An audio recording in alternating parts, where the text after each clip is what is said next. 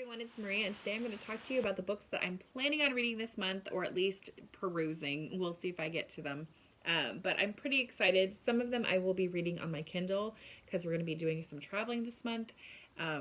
So I won't be necessarily reading all of these on hardcover from the library like I thought, but that's that. All right, first up is East of Eden by John Steinbeck. I have been saving this. I actually got part of the way through it and then I don't know what happened. Life got derailed. But I do want to finish, I'll probably start over. John Steinbeck's East of Eden because I know I'm going to love it. I pretty much love everything Steinbeck's done. Thus far that I've read, he's my favorite author right now. So, loved Grapes of Wrath last year. I'm excited about getting to East of Eden this year. And I am going to be packing this book hardcover so I can mark it up. I'm a pretty light packer, so I feel like I can get away with this and my Kindle and be okay. So that's why I'm bringing this. And I just believe in reading Steinbeck, kind of the old books that somebody else has gone through. That's a thing. Next up is The War I Finally Won by Kimberly Brubaker Bradley. I meant to get to this over middle grade March, and I didn't get to it. It is the follow-up to The War That Saved My Life, which I really enjoyed when I did read it. It's diverse. It's World War II. There's a girl who has club foot, which I'm excited about reading more of her story. She kind of finds a family in the last one, her and her brother. I don't know. I think it'll be a great book. I'm excited about getting to it because I really love the first one, and we'll see how it goes. Next up is A Perfect Union, Dolly Madison and the Creation of the American Nation by Catherine Algor. This is kind of the quintessential Dolly Madison bio that I have seen floating around. We are in the 1800s of history right now. And we just got to read more about Dolly Madison and how she saved several of the White House treasures during the fire in the War of 1812. I've been meaning to kind of read more about her.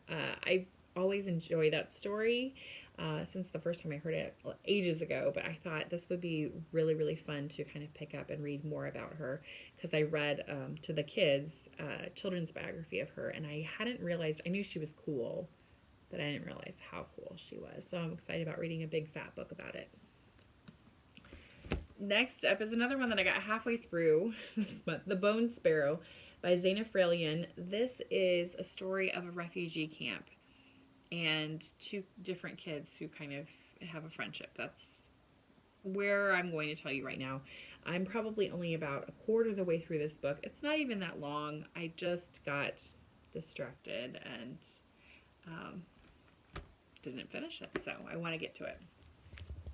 Next up is The Time Traveler's Wife. This one I added to my list because of Dear Fahrenheit 451.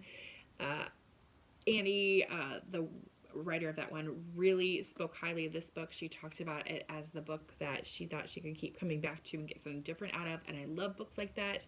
I never read The Time Traveler's Wife because it got way too much hype when it came out, and the movie I never saw because I hadn't read the book. Anyway, I can't wait to read this book. I'm really excited about it. And finally, A Discovery of Witches by Deborah Harkness. This is the first of maybe a trilogy. I know that there's a love story in here. I know that there are vampires in here. I think there's vampires and witches, maybe. My friend Kaylee recommended this to me. Well, several other people, of course, have talked about how great this is, but Kaylee recommended it, and I don't often get to have my real life friends recommend me books that I haven't read. So I'm excited to pick this up, even though it's a big one. I'm going to be reading it on my Kindle when we're traveling, so then I can talk about it with my friends. So that is what I'm kind of looking at. There are a few other books that I might get to. We'll find out and see how the month goes. So I would love to hear if you have any thoughts on any of these. It's been really fun kind of making the list. I don't always stick closely to my TBRs, but I think this one I will. So I will talk to you all later. Bye.